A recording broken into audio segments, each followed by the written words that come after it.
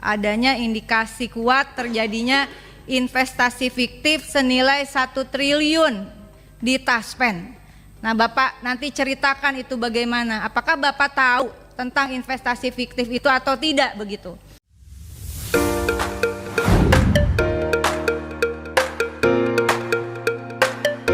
Belanja non-KL utamanya terdiri atas realisasi subsidi, pembayaran kompensasi, manfaat pensiun, dan beberapa yang lainnya.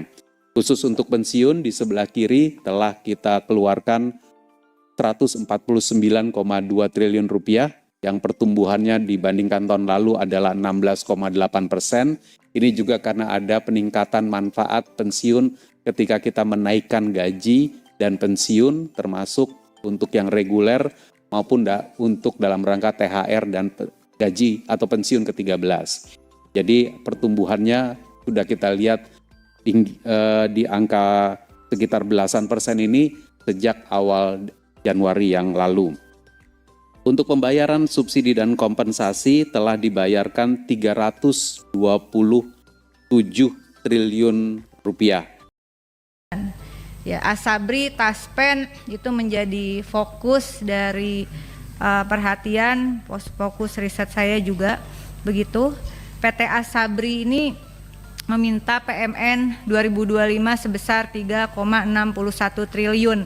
Namun beberapa teman juga sudah mengingatkan kasus yang sebetulnya sudah lama Bapak, tentu bukan pada kepemimpinan Bapak, terkait korupsi 2012 sampai 2019 senilai 22,7 triliun, yang ini kurang lebih bersamaan dengan terjadinya korupsi di Jiwasraya 16,81 triliun begitu, dan di RUT PT Hansen Internasional terbukti bersalah dalam pengelolaan keuangan dan dana investasi. Kegiatan investasi Asabri saat itu dikendalikan tidak oleh Asabri, tetapi oleh 3 orang, Heru, Beni, dan Lukman. Ini catatan dari yang kami telusuri dari penegak hukum. Kemudian kemarin 8 Juli 2024 Kejaksaan Agung telah menyita aset tambang Heru Hidayat 3.000 hektar tanah di Sulawesi Selatan dan membekukan 687.000 lembar saham begitu. Tadi Bapak menyampaikan di halaman 9 sebetulnya estimasi aset yang dirampas dari kejaksaan itu sudah 13,3 triliun. Aset hasil lelang dan penerimaan UP itu apa Pak? Uang penggantian senilai 77,1 miliar. Jadi kalau dihitung 22,7 triliun dikurangi 13,3 triliun masih rugi bandar nih Pak sebenarnya. Ya, sehingga penting kita juga bersepakat dan mengingatkan diri kita masing-masing, sama seperti saya ketika berbicara dengan Taspen. Yang menjadi catatan adalah PLT PT Taspen sekarang ini tadinya ada di Asabri. Saya tidak tahu apakah pada kurun waktu terjadi korupsi 22,7 triliun. Lalu kemudian Direktur Keuangan Taspen saat ini Pak Hasim tadinya ada di Bapak Direktur Keuangan Asabri yang hadir di sini sebelumnya ada di Direktur Keuangan Taspen. Tadi sudah disampaikan Pak Mufti beberapa waktu lalu, Bapak dipanggil atas adanya indikasi kuat terjadinya investasi fiktif senilai 1 triliun di Taspen. Nah, Bapak nanti ceritakan itu bagaimana. Apakah Bapak tahu tentang investasi fiktif itu atau tidak begitu? Karena Bapak sekarang dari Direktur Keuangan PT Taspen ada indikasi investasi fiktif 1 triliun, sekarang Bapak ada di Asabri begitu. Sementara 2 kasus ini dan tadi disampaikan oleh Direktur Utama terkait jaminan pensiun itu memang ada kerjasama antara Asabri dengan Taspen. Saya rasanya tidak percaya kalau Bapak tidak tahu sama sekali soal kasus investasi fiktif, karena Direktur Keuangan, Direktur Investasi itu Kalau tidak tahu malah aneh, karena uangnya juga tidak main-main. Kenapa saya sampaikan seperti itu? Karena PMN yang diminta 3,61 triliun nantinya juga akan diinvestasikan, begitu Bapak ya.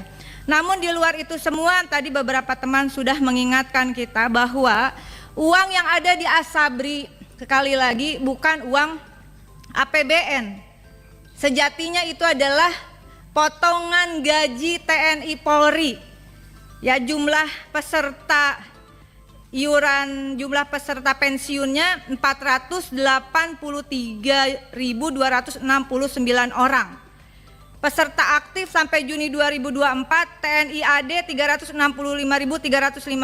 orang, TNI AL 76.361 orang, TNI AU 44.078, Polri 478.452, Mabes TNI 16.005, Kemhan 5.246 orang. Total ada 983.497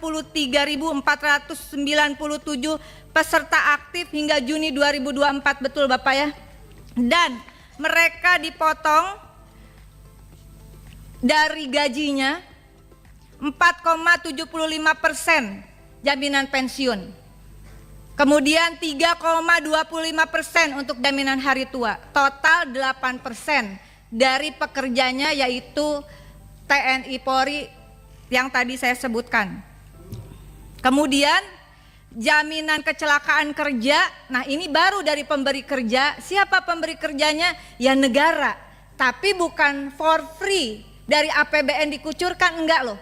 Ini karena dalam skema cost sharing pekerja dan pemberi kerja. Hanya 0,62%. Kemudian jaminan kematian dari pemberi kerja, ini saya ambil dari presentasi Bapak halaman 3, 0,81%. Jadi total dari pemberi kerja yang negara ini 1,43%.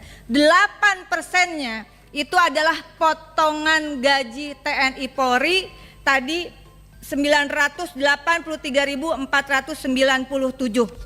Bapak, saya mengapresiasi langkah Bapak. Tentu saja ini bukan pekerjaan yang mudah Pak Dirut, hadir di dalam persoalan perusahaan yang juga bukan masalah yang gampang untuk dipecahkan.